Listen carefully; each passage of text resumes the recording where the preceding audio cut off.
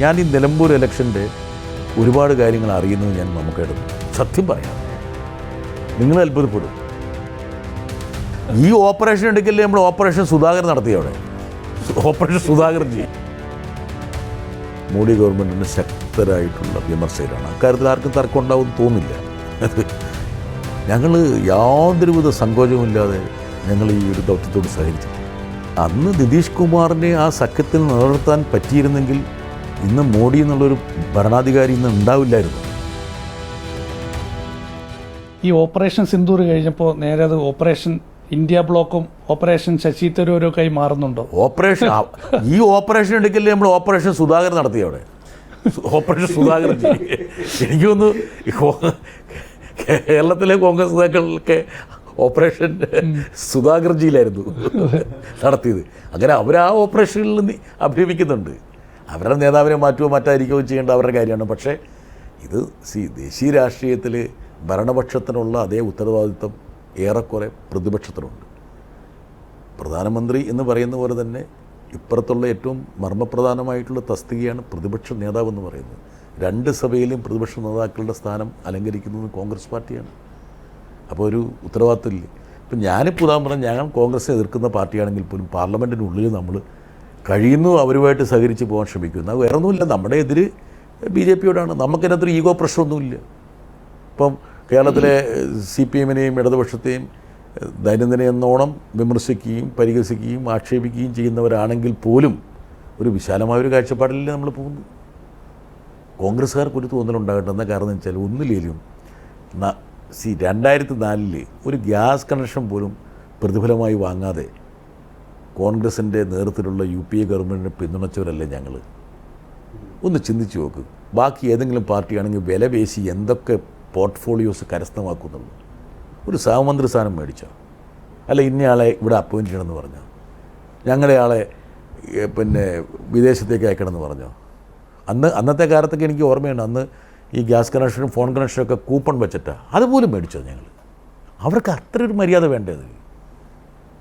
വേണേ ഇന്നത്തെ കാലഘട്ടത്തിൽ വേണമെങ്കിൽ അതൊരു വിഡിത്തമാണെന്ന് പറയും. നിങ്ങളെന്തുകൊണ്ട് അത് മേടിച്ചില്ല എന്ന് ചോദിക്കും. പക്ഷേ സ്പീക്കർ പോസ്റ്റ് അല്ല, അതൊരു CPM പോലെ 60-61 MP ഒരു പാർട്ടിക്ക് അതൊക്കെ ഒരു ഇഷ്യൂ ആണ്. ജസ്റ്റ് ചിന്തിച്ചു നോക്ക്. അതൊന്നും പവറുള്ള പോസ്റ്റുകളല്ലല്ലോ. അതിന് ഡിഗ്നിറ്റി ഉണ്ടാകാം, സൊളമിനിറ്റി ഉണ്ടാകാം. ഇന്ത്യ ബ്ലോക്കിന്റെ ഒരു നെടുംതൂണായിരുന്നു സീതാറാം യെച്ചൂരി എന്ന് എല്ലാ കാലത്തും പറയപ്പെടുന്നു. യെച്ചൂരിയുടെ ഒരു അസാന്നിധ്യം ഇതിനെ ബാധിച്ചിട്ടുണ്ട് ഈ ബ്ലോക്കിന്റെ പ്രവർത്തനത്തിനെ? അല്ല, യെച്ചൂരിയുടെ ഒരു അസാന്നിധ്യം പൊതുവെ ഒരു ഏകോപനത്തെ പ്രതികൂലമായി ബാധിച്ചിട്ടുണ്ട്. എനിക്കിപ്പോഴും ഓർമ്മയുണ്ട്. പക്ഷേ അദ്ദേഹം പറഞ്ഞിട്ട് പോലും ഇവർ കൂട്ടാക്കിയിട്ടില്ല. ഇപ്പം ഞാൻ കൃത്യമായിട്ട് പറയട്ടെ, ഞാൻ ഈ കഴിഞ്ഞ ദിവസം ഈ ഔട്ട്റീച്ചിൻ്റെ ഭാഗമായിട്ട് പോയ സമയത്ത് എൻ്റെ ഔട്ട്റീച്ചിൽ ഉണ്ടായിരുന്ന ആൾ JDU-ൻ്റെ വർക്കിംഗ് പ്രസിഡന്റ് സഞ്ജയ് ജയാണ്. എൻ്റെ ഒരു സ്നേഹിതം കൂടിയാണ്. ജയനിൽ പഠന വിദ്യാർത്ഥിയായിരുന്നു. അദ്ദേഹമായിട്ട് മനസ്സ് തുറന്ന് സംസാരിച്ചപ്പോൾ അത് അന്ന് നിതീഷ് കുമാറിനെ ആ സഖ്യത്തിൽ നിലനിർത്താൻ പറ്റിയിരുന്നെങ്കിൽ ഇന്ന് മോഡി എന്നുള്ളൊരു ഭരണാധികാരി ഇന്ന് ഉണ്ടാവില്ലായിരുന്നു.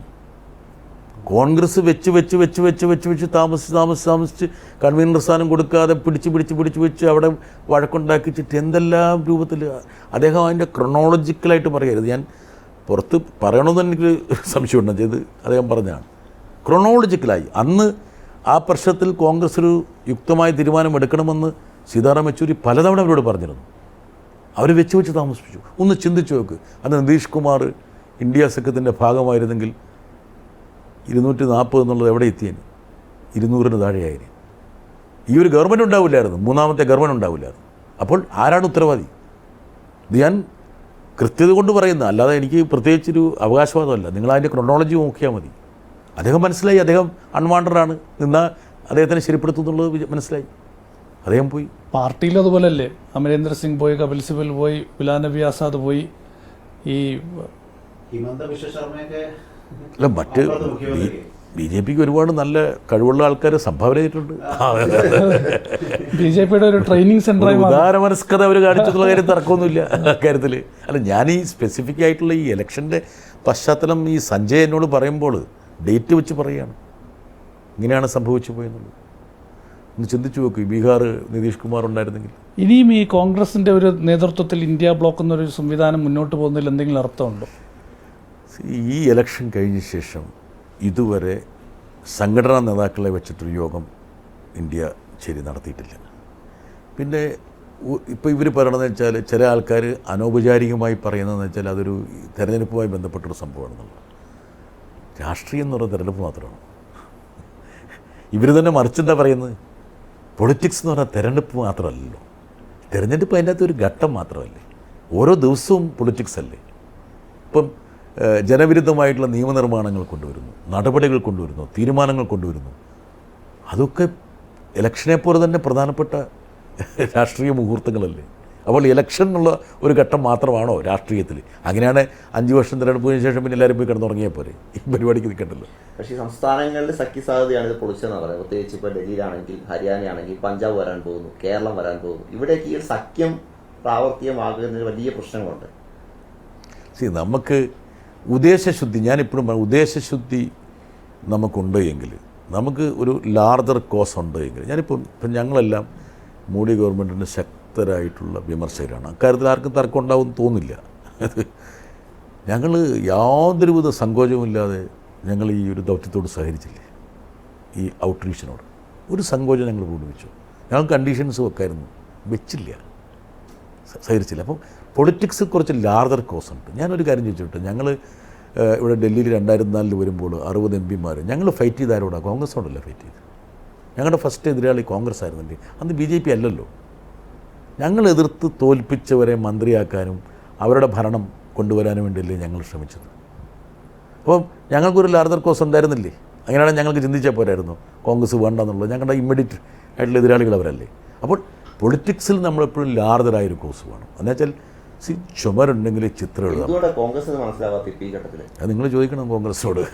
ഇപ്പോൾ നമ്മുടെ സ്നേഹിതൻ KC വേണുഗോപാൽ ഇവിടെ ഉണ്ട്, അതോ നിലമ്പൂരാണോ? നമ്മൾ കേരളത്തിലോട്ട് പോയാൽ കേരളത്തിൽ എന്താ സ്ഥിതി? പൊതുവിൽ കഴിഞ്ഞ തവണയൊക്കെ ഈ തെരഞ്ഞെടുപ്പ് സ്ട്രാറ്റജികൾ കൂടി അതിൻ്റെയൊക്കെ ഒരു പ്രധാന ഭാഗമാണല്ലോ ഇടതുപക്ഷത്തിന്റെ ജോൺ ബ്രിട്ടാസ്. അതൊക്കെ വെറുതെ തെറ്റിദ്ധാരണ നടത്താം.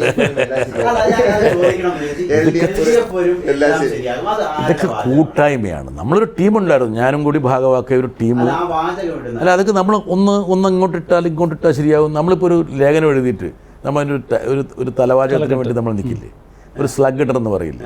അപ്പോൾ നിങ്ങളിപ്പം അന്തിച്ചർച്ചയ്ക്ക് ഒരു ടൈറ്റിൽ.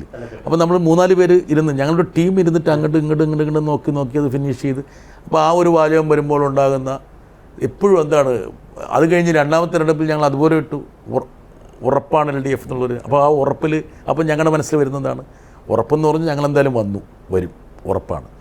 2, ഞങ്ങളുടെ സഖ്യത്തെ നയിക്കുന്ന ഒരു നേതാവിൻ്റെ ഒരു സവിശേഷത തോന്നുന്നു, ഉറപ്പ്. എന്നുവെച്ചാൽ പിണറായിക്ക് കൊടുക്കാവുന്ന ഏറ്റവും പ്രധാനപ്പെട്ട ഒരു അഡ്ജക്റ്റീവ് എന്ന് പറയുന്നത് ഉറപ്പാണ്. അപ്പം ഞങ്ങൾ പല ഘടകങ്ങളും നോക്കി. അതൊരു പക്ഷേ പ്രത്യക്ഷത്തിൽ വേണമെങ്കിൽ ആൾക്കാർക്ക് മനസ്സിലായില്ലെങ്കിൽ പോലും അതിൽ അന്തർലീനമായി കിടപ്പുണ്ട്. LDF ഒരു എല്ലാം ശരിയാവുമെന്ന് പറയുമ്പോൾ എന്നതാണ് അതിനകത്ത് ഏറ്റവും പ്രധാനപ്പെട്ട സംഭവം എന്തായിരുന്നു? ഞങ്ങൾ ആലോചിച്ചെന്താണ്, ഇപ്പോഴെല്ലാം കുളമായി കിടക്കുകയാണ്. അതാണല്ലോ അതിൻ്റെ മറുഭാഷ. അപ്പോൾ അതൊരു കൂട്ടായ വർക്കാണ്. ക്രിയേറ്റിവിറ്റി എന്നുള്ള സാധനം ഒരു ടീമാണ്. ഇപ്പോൾ നമ്മൾ ടെലിവിഷനിൽ ഞാൻ എപ്പോഴും പറയുന്ന ഒരു കാര്യമുണ്ട്, വളരെ കഴിവുള്ള ഒരാൾ വിചാരിച്ചാൽ ഒന്നും ചെയ്യാൻ പറ്റില്ല, ഒരു ടീമിൻ്റെ ഭാഗമായിട്ട് ചെയ്യാൻ പറ്റും. ഓരോ ചെറിയ ആൾക്കും ഇതിനകത്തൊരു പങ്കുണ്ട്. ഇഴ കോർത്ത് പോവുകയാണല്ലോ അത്. ഇപ്പം മമ്മൂട്ടി ഒരു നടനായിട്ടൊരു സിനിമയിലേക്ക് വന്നു, സിനിമ വിജയിക്കില്ല. അതിൽ ചെറിയ ലൈറ്റ് പോയിക്ക് പോലും അദ്ദേഹത്തിൻ്റെ മുഖത്ത് പതിക്കുന്ന ഒരു ഷെയ്ഡായിരിക്കും വേണമെങ്കിൽ ആ കഥാപാത്രത്തെ ഏറ്റവും കൂടുതൽ കത്തിജ്വലിപ്പിക്കുന്നത്.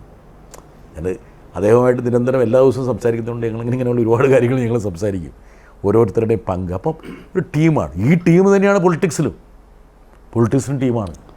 പണ്ട് സാർ ഒരു സിനിമയിൽ അഭിനയിച്ചില്ലേ, പിന്നീട് എന്തുകൊണ്ടാണ് ഒരു സിനിമ? ഞാൻ ആ സിനിമയിൽ അഭിനയിക്കാൻ കാരണം അത് ഒരു ക്ലാസിഫൈഡ് കേസ്. അതായത് അതിൻ്റെ സിനിമയുടെ സംവിധായകൻ സുഖമില്ലാത്തൊരാളായിരുന്നു. സുഖം അല്പം പ്രശ്നമുണ്ടാകും. അയാളുടെ ഒരു വലിയൊരു ആഗ്രഹമായിരുന്നു ഞാൻ അതിനകത്ത് അഭിനയിക്കണം എന്നുള്ളത്. അദ്ദേഹം ഈ JB ജംഗ്ഷൻ ഇങ്ങനെ കണ്ട് മത്ത് പിടിച്ചൊരുത്തനായിരുന്നു, നമ്മുടെ മധു എന്ന് പറയുന്നത്.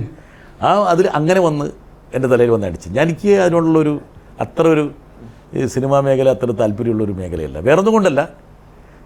അതിനകത്ത് ഡെഡിക്കേറ്റ് ചെയ്യണം. നമ്മളിപ്പം ഫിലിമിലൊക്കെ ഒരാൾക്ക് നല്ല രീതിയിൽ പോകണമെങ്കിൽ അതിനകത്ത് പൂർണ്ണമായിട്ടുള്ളൊരു സമർപ്പിത ഭാവം വേണം. അത് നമ്മളതിനകത്ത് ഇഴുകിച്ചേരണം. അതിനൊന്നുമുള്ള ഒരു സാധനമില്ല. നമ്മളത് കഴിഞ്ഞു, ആ സർപ്പാസ് ചെയ്ത് കഴിഞ്ഞു. അതുകൊണ്ട് ഞാൻ മാറിയത്. പക്ഷേ അവസരങ്ങൾ ഒരുപാട് ഉണ്ടായിരുന്നു. സിനിമ ഒരുപാട് പേര് എന്നെ വിളിച്ചിട്ടുണ്ട്. അതിനുശേഷം എത്രയോ പേര് പലരും ഇല്ല.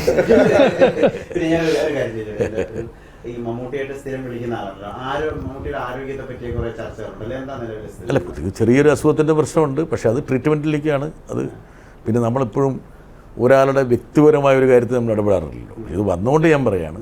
പക്ഷെ അദ്ദേഹം വളരെ ഹെയിൽ ആൻഡ് ഹാർട്ടിയാണ്. ഇപ്പോൾ ഇന്ന് നിങ്ങളിപ്പോൾ വരുന്നതിന് വരെ 10 മിനിറ്റ് മുമ്പ് ഞങ്ങൾ ഒരു അരമണിക്കൂർ സംസാരിച്ച് വെച്ചോളൂ. നല്ല ചിട്ടയൊക്കെ ഉള്ള ആളാണ്. അതെ, ഞങ്ങൾ എപ്പോഴും എല്ലാ ദിവസവും എല്ലാ ദിവസവും ഇപ്പോൾ കഴിഞ്ഞ കുറേ കാലമായിട്ട് എല്ലാ ദിവസവും സംസാരിക്കും. എല്ലാ ദിവസവും എല്ലാ കാര്യങ്ങളും ഞങ്ങൾ സംസാരിക്കും. സാർ ഇടയ്ക്ക് പറഞ്ഞിട്ടുണ്ടല്ലോ മമ്മൂട്ടിയാണ് എൻ്റെ ഡോക്ടറെന്ന്. അതായത് മൂപ്പർക്ക് ഭയങ്കര എന്നെ കാരണം വെച്ചാൽ ഞാൻ കണ്ടതിൽ ഇപ്പം മമ്മൂക്കയുടെ ഒരു പ്രത്യേകത എന്ന് വെച്ചാൽ ഭയങ്കര ഒബ്സർവർ. അപ്പം ഞാനൊരു കാര്യം പറയട്ടെ, ഞാൻ ഈ നിലമ്പൂർ ഇലക്ഷൻ്റെ ഒരുപാട് കാര്യങ്ങൾ അറിയുന്നത് ഞാൻ മമ്മൂക്കയുടെ നിന്ന് സത്യം പറയാം. നിങ്ങൾ അത്ഭുതപ്പെടും. ഞാനിപ്പോൾ കാശ്മീരിൽ പോയി അവിടെ നിന്നപ്പോഴും മമ്മൂക്ക വിളിച്ചപ്പം നിലമ്പൂർ ഇങ്ങനെ വന്നിട്ടുണ്ട്, ഇതാണ് പ്രസ്താവന, അയാളുടെ പ്രസ്താവന എങ്ങനെയാണ്, ഇങ്ങനെയാണ് പ്രസ്താവന, ഈ പ്രസ്താവന ഗുണകരമല്ല, ആ പ്രസ്താവന, എല്ലാ വശങ്ങളും മൂപ്പർക്ക് അറിയാം. അതുപോലെ ഒരു പുതിയ സാങ്കേതിക വിദ്യ വന്നാൽ, ഇപ്പോൾ ഫോൺ വന്നാൽ അല്ലെങ്കിൽ എന്തെങ്കിലും ഒരു ഉപകരണം വന്നാൽ അതിൻ്റെ A to Z പുള്ളി പഠിച്ചു വെക്കും. ഭയങ്കര ഒബ്സർവറാണ് ഓരോരുത്തരുടെ ശരീരഭാഷ ഉൾപ്പെടെ. അപ്പം പിന്നെ എനിക്കൊരു പ്രശ്നമുണ്ട്, ഞാൻ മൂപ്പരോട് അത് കൃത്യമായിട്ട് പറയും. ഇപ്പം എനിക്ക് ശബ്ദത്തിന് പ്രശ്നം ജൈവിക അങ്ങനെ.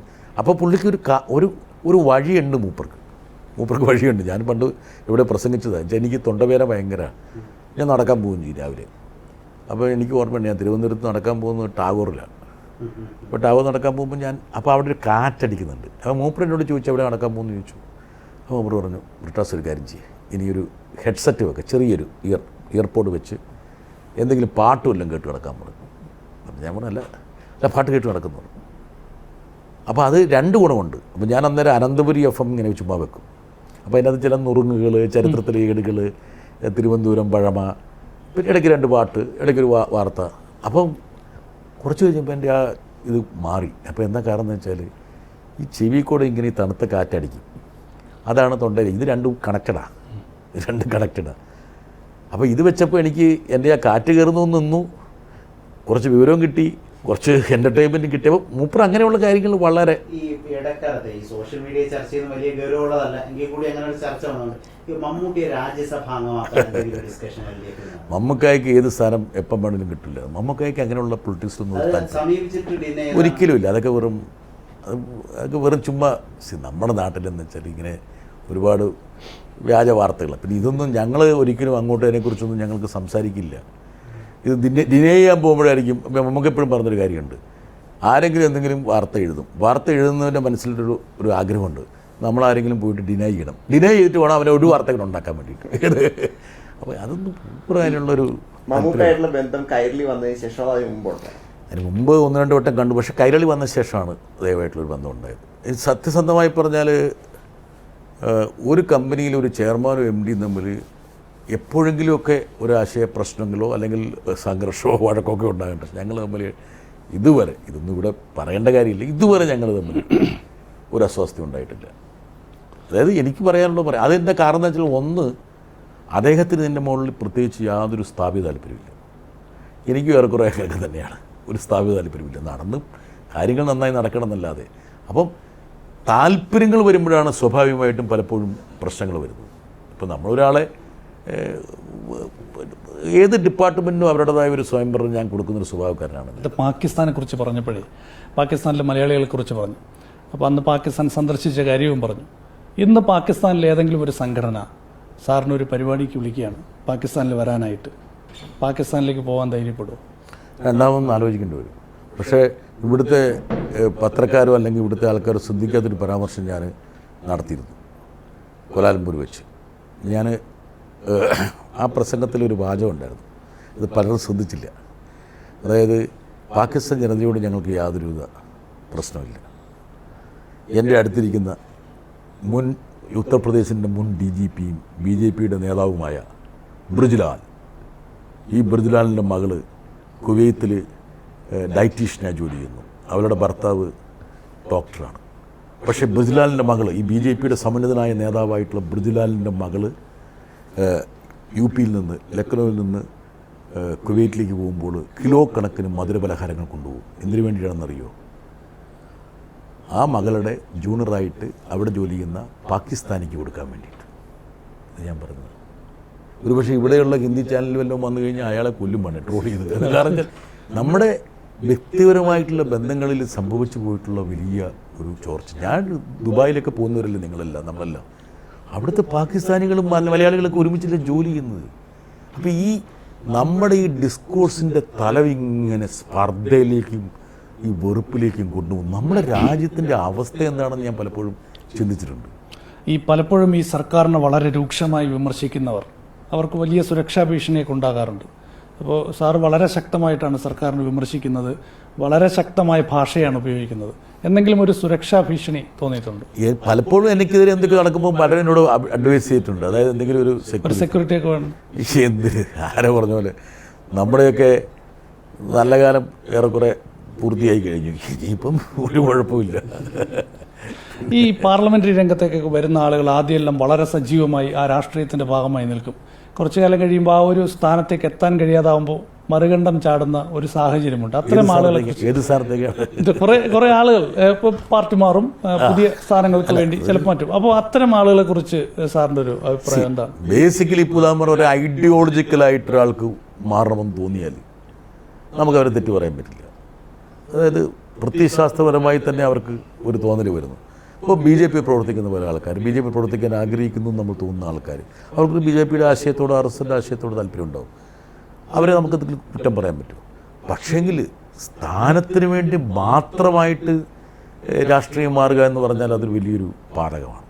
അത് യഥാർത്ഥത്തിൽ അവരോട് ചെയ്യുന്നൊരു ക്രൂരതയാണ്.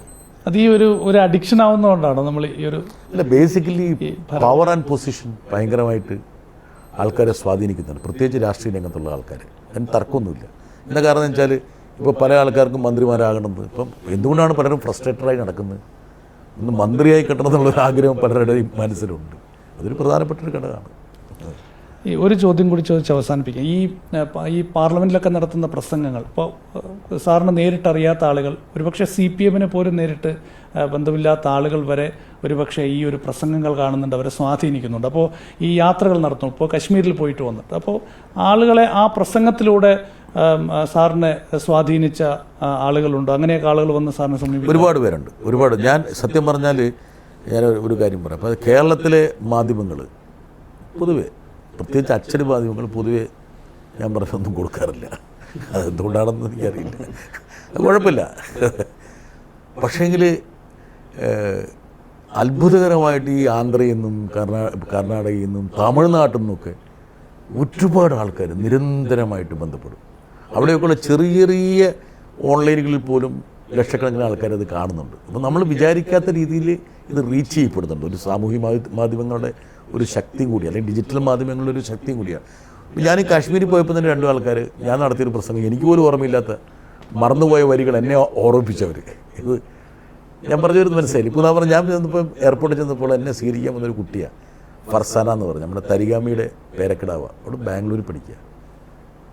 അപ്പോൾ അവിടെ ഇങ്ങനെ എൻ്റെ പ്രസംഗത്തിൻ്റെ ചില കാര്യങ്ങളൊക്കെ അവിടെ എന്നോടിങ്ങനെ പറഞ്ഞു തന്നു. ഞാൻ തന്നെ മറന്ന കാര്യങ്ങളാണ്. അപ്പം പല ഭാഗത്തും, ഇപ്പോൾ ഞാൻ ജപ്പാനിൽ പോയപ്പോൾ എൻ്റെ അടുത്ത് 1-2 ആൾക്കാർ വന്ന് സംസാരിച്ചു. ഇന്നലെ ഫ്ലൈറ്റിൽ വന്നപ്പോൾ UPയിലെ ഒരാൾ വ്യവസായം കൊണ്ട്, അപ്പം എൻ്റെ ഏതൊരു പ്രസംഗം കണ്ടിട്ട് അതിനെക്കുറിച്ച് എന്നെ അയാൾക്ക് പ്ലേസ് ചെയ്യാൻ പറ്റത്തില്ല. പിന്നെ അയാൾ കണ്ടുപിടിച്ചു, ഇന്നയാളല്ലേ നിങ്ങളിങ്ങനെ സംസാരിച്ചില്ലേ. അപ്പോൾ അങ്ങനത്തെ കുറേ കാര്യങ്ങളുണ്ട്. അത് നമ്മൾ വിചാരിക്കാത്തതോ പ്രതീക്ഷിക്കാത്തതോ ആയ കാര്യങ്ങളാണ്. ഇതിൻ്റെ റീച്ച് നമുക്കിപ്പോഴാണ് മനസ്സിലാകുന്നത്.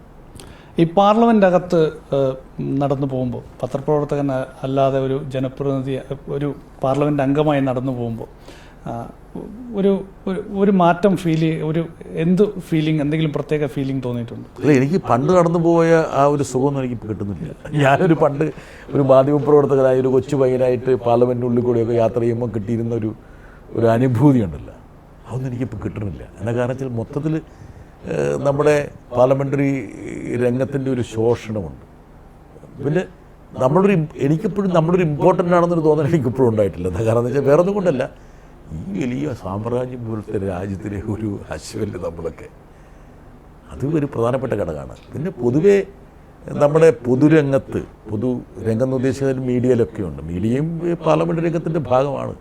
പണ്ട് എനിക്ക് ഓർമ്മയുണ്ട്, പാർലമെൻറ്റിലൊക്കെ ശൂന്യവേള എന്ന് പറയുന്നത് മീഡിയയുടെ വേളയാണ്. എന്താ കാരണം വെച്ചാൽ ഓരോ മാധ്യമങ്ങൾ നടത്തുന്ന എക്സ്പോഷറാണ് പിന്നീട് അവിടെ ശൂന്യവേളയിൽ വിഷയമാകുന്നത്. അത് തിരിച്ച് മീഡിയയിലേക്ക് വരും. മീഡിയ അങ്ങോട്ട് ഇത് തമ്മിലുള്ള ഒരു വല്ലാത്തൊരു ബന്ധമുണ്ടായിരുന്നു, ഒരു സിൻക്രറ്റിക് റിലേഷൻ ഉണ്ട്. ഇതിലെല്ലാം കൂടെ ഒരുമിച്ച് ചേരുന്നതാണ്. ഒരു നമ്മുടെ സംഗീത ഭാഷയിൽ പറഞ്ഞൊരു ജുഗൽബന്ദി ഉണ്ടായിരുന്നു.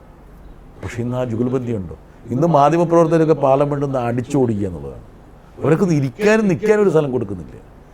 ആരോടും സംസാരിക്കരുതെന്നുള്ളതാണ്. കമ്പാർട്ട്മെൻറ്റ്സാണ്, ഇക്കോ ചേമ്പേഴ്സാണ്. ഇപ്പോൾ പുതിയ പാർലമെൻറ്റിനെ കുറിച്ച് ഞങ്ങൾക്കുള്ള പരാതി പ്രതിപക്ഷത്തിനുമുണ്ട്, അല്ല ഭരണപക്ഷത്തിനുമുണ്ട്. കള്ളികളായിട്ട് തിരിച്ചു വച്ചിരിക്കുകയാണ്. ആർക്ക് വേണ്ടിയിട്ടത്? ഈ ഒരു കാര്യം ചോദിച്ചോട്ടെ, ഈ കോൺഗ്രസിനെ എപ്പോഴും CPM കുറ്റപ്പെടുത്താറുണ്ട്, എവിടെ നിന്ന പാർട്ടിയാണ്, ഇപ്പോൾ എവിടെയാണെന്നൊക്കെ. പക്ഷേ CPM-ന്റെ കാര്യത്തിലും വളർച്ച താഴോട്ടല്ലേ? ഇതിനുള്ള കാരണം എന്താണ്? ഒരുപാട് തിരിച്ചടികൾ ഞങ്ങൾക്ക് കിട്ടിയിട്ടുണ്ട്. ഞങ്ങളിപ്പോഴും തിരിച്ചടി അഭിമുഖീകരിച്ചുകൊണ്ടിരിക്കുകയാണ്. അതിൽ ഒന്ന് രാഷ്ട്രീയത്തിൽ അപ്സ് ആൻഡ് ഡൗൺസ് അല്ല, അത് വളരെ ഇതാണ്. രണ്ടാമത്തെ കാര്യം എന്ന് വെച്ചാൽ നമ്മുടെ കാലഘട്ടം. ഞാനൊരു കാര്യം ചോദിച്ചോട്ടെ, ഒരു 25 വർഷം മുമ്പ് ഇന്ത്യ ഇങ്ങനെയാകുമെന്ന് ആരെങ്കിലും ചിന്തിച്ചിരുന്നില്ല. ഞാൻ എനിക്കൊരു തോന്നലുണ്ടായിരുന്നു. എനിക്കിപ്പോഴും ഓർമ്മയുണ്ട്, ഞാൻ അയോധ്യയിൽ ബാബറി മസ്ജിദ് ഇങ്ങനെ എൻ്റെ കൺമുമ്പിൽ വെച്ചിട്ട് ഇങ്ങനെ ധൂളികളായിട്ട് ഇങ്ങനെ അന്തരീക്ഷത്തിലിരിക്കുമ്പോൾ എൻ്റെ മനസ്സിൽ കോറിയിട്ടൊരു വരിയുണ്ട്. ആ വരി ഞാൻ പിന്നീട് എഴുതി. അതായത് പുലർക്കാലത്ത് ഫൈസാബാദിൽ നിന്ന് ഒരു കാറിലിങ്ങനെ തിങ്ങി ഇരുന്ന് അയോധ്യയിലേക്ക് യാത്ര ചെയ്യുന്നത് മതനിരപേക്ഷ ഇന്ത്യയുടെ ചരമക്കുറിപ്പ് എഴുതാൻ വേണ്ടിയായിരുന്നു ഞാൻ നനച്ചിരുന്നില്ല എന്നുള്ളൊരു വരി എഴുതിയിട്ടുണ്ട്. അന്നാണ് ഇന്ത്യ ഇരുണ്ട് തുടങ്ങിയത്. ഇരുണ്ട് തുടങ്ങിക്കഴിയുമ്പോഴേക്കുണ്ടല്ലോ ഒരുപക്ഷെ പുരോഗമന ആശയങ്ങളൊക്കെ പലപ്പോഴും പ്രശ്നത്തിലാവും, പ്രതിസന്ധിയിലാവും. ഇന്നിപ്പോൾ ഇലക്ഷൻ്റെ സംഭവമാണ്. എന്നോടൊരു ആന്ധ്രയിലൊരു MP പറയും, ആന്ധ്രയിലൊക്കെ ഒരു ലോകസഭയിലേക്ക് ഒരു സീറ്റിൽ മത്സരിക്കണേ 250 കോടി മുടക്കാതെ മത്സരിക്കാൻ പറ്റില്ല. 500 കോടി അത്രയും പണം ഞങ്ങളെപ്പോലൊരു പാർട്ടിക്ക് എങ്ങനെ ഇതിനകത്ത് പിടിച്ചിരിക്കും? പണത്തിന്റെ കാര്യം മാത്രമാണ് സാർ, ഇത് പ്രത്യയശാസ്ത്രത്തിന്റെ പ്രശ്നമല്ലേ? ശരിക്ക് സാധാരണ പണ്ടത്തെ പണം കണ്ടിട്ടാണ് ആളുകൾ വോട്ട് ചെയ്തത്. അല്ല, ഞാനതല്ല. അതായത് ഇപ്പോൾ ഇലക്ഷൻ മാനേജ്മെന്റ് ഒക്കെ വലിയ വിഷയം തന്നെ, നിങ്ങൾക്ക് അറിയാത്തതുകൊണ്ടാണ്. പ്രത്യയശാസ്ത്രപരമായിട്ട് നമ്മളിപ്പോഴും സമൂഹത്തിൻ്റെ ആവശ്യങ്ങൾക്കനുസരിച്ച് പ്രതികരിക്കണം, അക്കാര്യത്തിൽ തർക്കമൊന്നുമില്ല. പക്ഷേ അതിനപ്പുറത്തുള്ള ഒരുപാട് ഘടകങ്ങളുണ്ട്. എന്താ കാരണം എന്ന് വെച്ചാൽ, ഞാനൊരു കാര്യം ചോദിച്ചോട്ടെ, ഇപ്പം BJP ജയിക്കുന്നത് മുഴുവൻ BJPയുടെ പ്രത്യയശാസ്ത്രത്തിൻ്റെ ശുദ്ധി കൊണ്ടാണോ? ആണോ? അല്ല, മറ്റ് ഘടകങ്ങളാണ്. ആൾക്കാരെ തെറ്റിദ്ധരിപ്പിക്കുക പറഞ്ഞാൽ ഈ ഓപ്പറേഷൻ സിന്ദൂർ നോക്കുക. ഒരു കണക്കിന് നോക്കിക്കഴിഞ്ഞാൽ കേരളത്തിൽ ഇന്ത്യയുടെ വെളിയിൽ പോയി കഴിഞ്ഞാൽ, സത്യമായിട്ട് ഞാൻ പറയാം, ഞാൻ ഇന്ത്യയുടെ വെളിയിൽ 14 ദിവസം ഉണ്ടായിരുന്ന ഇന്ത്യയുടെ വെളിയിൽ പോയി കഴിഞ്ഞാൽ കിട്ടുന്ന ഇമ്പ്രഷൻ എന്താ അറിയോ? നമുക്കെന്തോ കാര്യമായ ക്ഷീണം തട്ടിയെന്നാണ് ഇന്ത്യക്ക്. ഇതാണ് അവിടുത്തെ ഫീലിങ്. ഡൽഹിയിലെത്തിക്കഴിഞ്ഞ് ഇവിടെ നിന്ന് നോക്കിക്കഴിഞ്ഞാൽ എന്താ കാരണം രാവും പകലും ഈ മസ്തിഷ്ക പ്രക്ഷാളനമല്ലേ എന്ന്. ഇതിങ്ങനെ അന്തരീക്ഷത്തിൽ ഇങ്ങനെ നിൽക്കുകയല്ലേ. ഇപ്പോൾ നമ്മുടെ സാമൂഹ്യ മാധ്യമങ്ങൾ നോക്കിക്കഴിഞ്ഞാൽ അവിടെ നമ്മുടെ മുകളിലുള്ള സാമൂഹ്യ മാധ്യമത്തിൻ്റെ ഹൈവേ എടുക്കുക, ഒരു ഹൈവേ ആണെന്ന് സങ്കല്പിച്ചു കഴിഞ്ഞാൽ ഈ വിദ്വേഷത്തിൻ്റെയും വെറുപ്പിൻ്റെയും ബെൻസ് കാറുകളിങ്ങനെ ചീറിപ്പാഞ്ഞുകൊണ്ടിരിക്കുകയല്ലേ. അതിനിടയിലൂടെ ഒരു മാരുതി 800 നമ്മൾ ഓടിച്ചുകൊണ്ടിരിക്കുകയാണ്. എങ്ങനെ ചെയ്യാൻ പറ്റും? നിങ്ങൾ കയറുക, വണ്ടിയിൽ കയറില്ല, ബെൻസ് കാറിലെങ്കിലും കയറുക. ഇതൊക്കെയല്ലേ യാഥാർത്ഥ്യം. അല്ല, 800 ആണ് എന്ന കാരണം വെച്ചാൽ ഈ നിങ്ങളെല്ലാവരും ഈ പളവളപ്പുള്ള അത് പക്ഷേ എങ്ങോട്ടാണ് നമ്മൾ ഇന്ത്യ എത്തിക്കുന്നത്? ഞാൻ പറഞ്ഞത് വളരെ നല്ലൊരു ഉദാഹരണമല്ലേ? അതെ, ഇതാണ് സംഭവം. പുറത്തുപോയി ഔട്ട്റീച്ചിന്റെ കാര്യം പറഞ്ഞത്, ഔട്ട്റീച്ചിൽ പോകുമ്പോഴേ പല രാജ്യങ്ങളിലും നമ്മൾ തന്നെ ഈ ഇന്റർനാഷണൽ മീഡിയ വായിക്കുമ്പോഴാണ് അതിൻ്റെ ഒരു യഥാർത്ഥ സ്വഭാവം മനസ്സിലാവുന്നത്. പാകിസ്ഥാനും ഇന്ത്യയും ഒരുപോലെയാണ് അധിക രാജ്യങ്ങളും കാണുന്നതെന്നും ഇതിൽ രണ്ടുപേർക്കും ഒരുപോലെ തിരിച്ചടി ഉണ്ടായിട്ടുണ്ടോ എന്നാണോ സാധാരണ രാജ്യങ്ങൾ കരുതുന്നത്? ഔട്ട്റീച്ചിൽ പോയപ്പോൾ കണ്ടതാണ്. ഒരു കാര്യം കൂടെ എൻ്റെ കൂടെ ചോദിക്കാം. ഈ ഇന്ത്യ ഇതുമായി ബന്ധപ്പെട്ട ചോദ്യങ്ങൾ ചോദിച്ച് മറുപടി പറയാൻ പറ്റാത്തൊരു സാഹചര്യം ഉണ്ടായിട്ടുണ്ടോ? അല്ല, മറുപടി പറയാൻ പറ്റാത്തൊരു സാഹചര്യം ഇല്ല. എന്താ കാരണം ഞങ്ങൾ 7-8 പേരുണ്ടല്ലോ. 7 പേരുണ്ടാകുമ്പോൾ ചില ചോദ്യങ്ങൾ ചിലരെ എടുക്കും, ഏറ്റെടുത്തുള്ളൂ. അങ്ങനെ ഒരു സൗകര്യത്തുണ്ട്. ചില ബോളുകളിലെ പാസുകൾ എടുക്കാൻ വേണ്ടി ചില ഫോർവേഡും ഉള്ള ബാക്ക്വേഡ്, ഹാഫ് ബാക്ക് എന്നൊക്കെ പറഞ്ഞ പോലെ ചില ആൾക്കാരുണ്ട്. ഞാൻ അപ്പോൾ പലതും എന്താ കാരണം എന്ന് വെച്ചാൽ പല ചോദ്യങ്ങൾ ഇപ്പോൾ ഉദാഹരണം പറഞ്ഞാൽ ഇന്ത്യയുടെ സാമൂഹ്യ അവസ്ഥയെക്കുറിച്ചുള്ള ചോദ്യങ്ങൾ പോലും വന്നിട്ടുണ്ട്. പക്ഷേ നമ്മൾ പൊതുവേ അപ്പം ഞാൻ ഉത്തരം പറയുമ്പോൾ എന്താ പറയുക, ഞങ്ങൾക്ക് ചില പോരായ്മകളുണ്ട്, പ്രശ്നങ്ങളുണ്ട്, പ്രതിസന്ധികളുണ്ട്. ഒരുപക്ഷെ ലോകത്തിലെ എല്ലാ രാഷ്ട്രങ്ങൾക്കും ആ പ്രതിസന്ധിയുണ്ട്. പക്ഷേ എങ്കിൽ പോലും ഞങ്ങൾക്ക് അഭിമാനിക്കാൻ കഴിയുന്ന ഒരു ഭരണഘടനയുണ്ട്.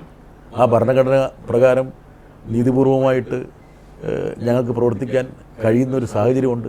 പക്ഷേ എങ്കിൽ പോലും വൈകല്യങ്ങളുണ്ട്. അത് തിരുത്തുക എന്നുള്ളതാണ് ഞങ്ങളുടെ ലക്ഷ്യമെന്ന് ഞാൻ പറഞ്ഞു. ഈ പ്രതിസംഘം പൂർണ്ണമായ ഒരു വിജയമാണെന്ന് പറയാൻ കഴിയുന്നുണ്ട്. അല്ല, ഞാൻ സത്യം പറഞ്ഞ ഈ എല്ലാവരും എന്നോട് ചോദിക്കും ഇത് സക്സസ് ആണോ ഇത്. അപ്പം ഞാനെപ്പോഴും പറയുന്നൊരു കാര്യമുണ്ട്, പറയുന്നില്ല, പറയാൻ ആഗ്രഹിക്കുന്നൊരു കാര്യം, ഇത് 2020 മാച്ച് എന്നല്ലോ നമുക്ക് ജയിക്കാൻ വേണ്ടി. ഇതൊരു പ്രക്രിയയല്ലേ. ഞാൻ പറഞ്ഞ അത് ഈ പാകിസ്ഥാനെയും ഇന്ത്യയും ഒരർത്ഥത്തിൽ പലരും ഒരുപോലെ കാണുന്നുണ്ട്. 101%. അതായത് ഇത് രണ്ടിനെയും ഒരു തലത്തിലാണ്. ഇപ്പോൾ ജപ്പാനിലും കൊറിയയിലൊക്കെ ഉണ്ടായ ഒരു ഫീലിംഗ് എന്ന് വെച്ചാൽ നിങ്ങൾ രണ്ട് കൂട്ടരും കൂടി അല്ല, അപ്പം നമ്മളൊരു മച്യൂർ ഡെമോക്രസി ആണെന്ന് പറയുമ്പോൾ അവർ ചോദിക്കുന്നു, നിങ്ങൾ ഇത്ര മച്യൂർ ഡെമോക്രസി ആയിട്ട് 75 വർഷമായിട്ടൊരു പ്രശ്നം പറഞ്ഞു കേൾക്കാൻ പറ്റുന്നില്ല എന്നൊരു ചോദ്യം ചോദിക്കുന്നുണ്ട്. ഇപ്പം ഞാനൊരു ഉദാഹരണം പറയാം, ആൾക്കാർക്ക് അറിയാത്തൊരു കാര്യമാണ്. അത് ജപ്പാനും ചൈനയും തമ്മിൽ രാഷ്ട്രീയപരമായിട്ടൊരു ബന്ധമൊന്നുമില്ല. പക്ഷേ ജപ്പാൻ്റെ ഇക്കോണമി റൺ ചെയ്യണമെങ്കിൽ ചൈന വേണം.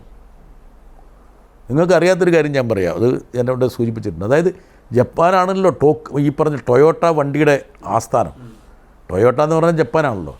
ടോക്കിയോയിൽ ഒരു ടൊയോട്ട വണ്ടി കിട്ടണമെങ്കിൽ 6 മുതൽ 12 മാസം വരെ വെയിറ്റ് ചെയ്യണം. എന്താ കാരണം അറിയാം? ചൈനയിൽ നിന്ന് ചിപ്പ് വരണം. ഞാൻ പറഞ്ഞു വരിക, ഇത് അത്ര ഡിപ്പെൻഡൻസാണ്. ഇൻ്റർ ഡിപ്പെൻഡൻ്റ് ആയിട്ടൊരു ലോകത്താണ് നമ്മൾ ജീവിക്കുന്നത്. അപ്പോൾ ആ ലോകത്ത് ജീവിക്കുമ്പോൾ നമ്മൾ കുറേ കൂടെ റെസ്പോൺസിബിലിറ്റി കാണിക്കേണ്ടതില്ലേ, മെച്യൂരിറ്റി കാണിക്കേണ്ടതില്ലേ എന്ന് ഒരു രാജ്യത്തു നിന്ന് ചോദ്യം ഉയരുന്നതിൽ അസ്വാഭാവികമൊന്നുമില്ല. അവരെ കുറ്റപ്പെടുത്താൻ പറ്റില്ല. നമ്മളല്ല ഇതിൻ്റെ കാരണം, പാകിസ്ഥാനാണ് എന്ന് നമ്മൾ പറയുമ്പോൾ പോലും അങ്ങനെയാണ് നിങ്ങൾക്ക് തീർത്തൂടെ ഇത് പ്രശ്നം. ഇപ്പോൾ ഇന്തോനേഷ്യയും ചൈനയ്ക്കും ഇടയിൽ സൗത്ത് ചൈന സീയിൽ തർക്കമുണ്ട്, ദ്വീപത്തിന് പോലും. പക്ഷെ അവരൊരിക്കലും ആ തർക്കം അവരുടെ ബന്ധത്തെ ബാധിക്കാൻ വേണ്ടി അവർ സമ്മതിക്കുന്നില്ല. ഇന്തോനേഷ്യയുടെ ഏറ്റവും വലിയ ലാർജർ ട്രേഡിംഗ് പാർട്ണർ ഇപ്പോഴും ചൈന തന്നെയാണ്. അപ്പോൾ ഈ ജപ്പാൻ്റെയും കൊറിയയുടെയും ആ രാജ്യങ്ങളുടെയൊക്കെ ഒരു പോക്കെന്ന് പറഞ്ഞാൽ അതിൻ്റെ വേഗത നമ്മൾ ചിന്തിക്കാൻ പറ്റാത്ത. ഞാൻ ഒറ്റ ഉദാഹരണം പറഞ്ഞുതരാം, അതിൽ പക്ഷേ പ്രേക്ഷകർക്ക് രസകരമായി മനസ്സിലാവും. മലേഷ്യ എന്ന് പറയുമ്പോൾ നമുക്ക് വലിയ കാര്യമായിട്ട് തോന്നില്ല. മലേഷ്യയുടെ GDP പെർ ക്യാപിറ്റ പ്രതിശീർഷ വരുമാനം എന്ന് പറയുന്നത് $10,000-12,000. അതിൻ്റെ 4/1 നമുക്കുള്ളൂ. നോക്ക് ആ രാജ്യങ്ങളൊക്കെ എത്ര മുന്നോട്ട് പോയിന്ന്. ഇന്തോനേഷ്യയുടെ പകുതി നമുക്കുള്ളൂ. അവരെത്ര ദ്രുതഗതിയിലാണ് പോകുന്നത്. അതുകൊണ്ടാണ് ഞാൻ ഇവിടെ പറയുന്നത് എപ്പോഴും. ഞാൻ ഈ ജയശങ്കറിനെ കണ്ടപ്പോഴും മന്ത്രിയെ കണ്ടപ്പോഴും ഞാൻ സൂചിപ്പിക്കാൻ ശ്രമിച്ചത്, എൻ്റെ ടീമിൽ റിപ്പോർട്ട് കൊടുക്കുമ്പോഴും ഞാൻ പറഞ്ഞൊരു കാര്യമുണ്ട്. നമ്മുടെ ആഭ്യന്തര രാഷ്ട്രീയത്തിൽ ഈ കുഴിക്കലും ബുൾഡോസറൊക്കെ ഉണ്ടല്ലോ, ഇതിന് വലിയ വില കൊടുക്കേണ്ടി വരുന്നുണ്ട്. നമ്മുടെ ഈ പുകവലിയെക്കുറിച്ചൊരു പരസ്യമില്ലേ, ഇതിന് വലിയ വില കൊടുക്കേണ്ടി വരും എന്ന് പറഞ്ഞു.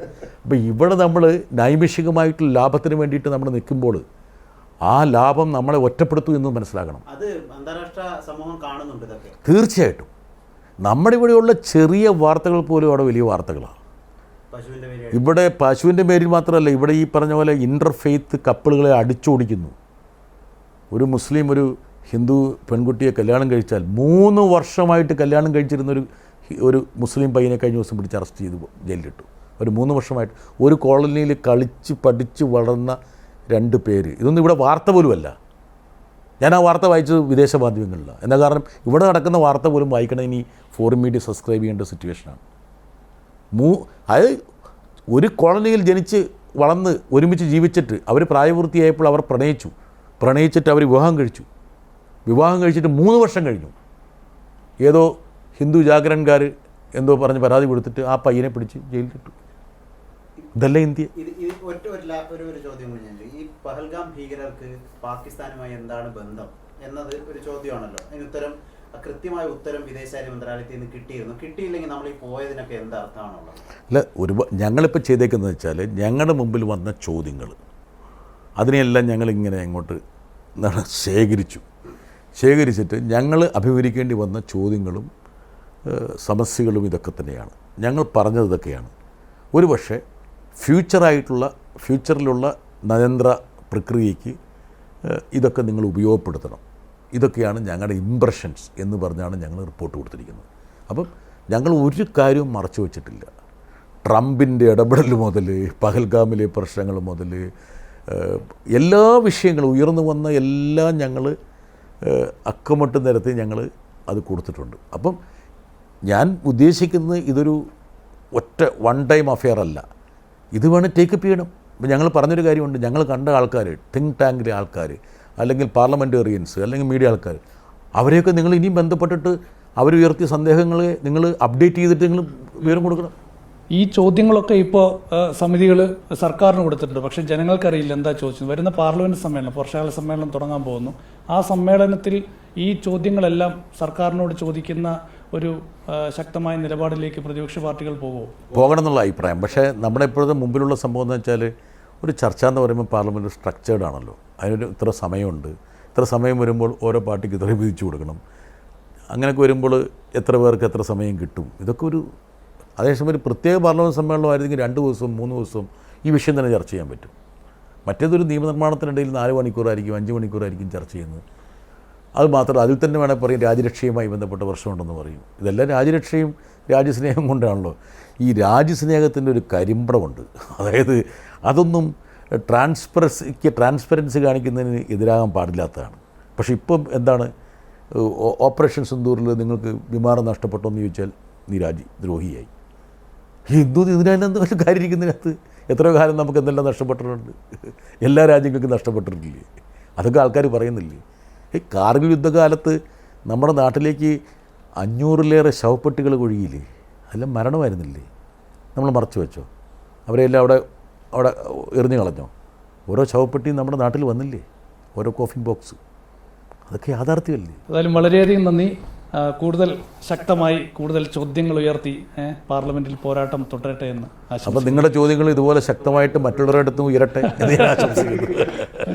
ശരി, ഓക്കെ.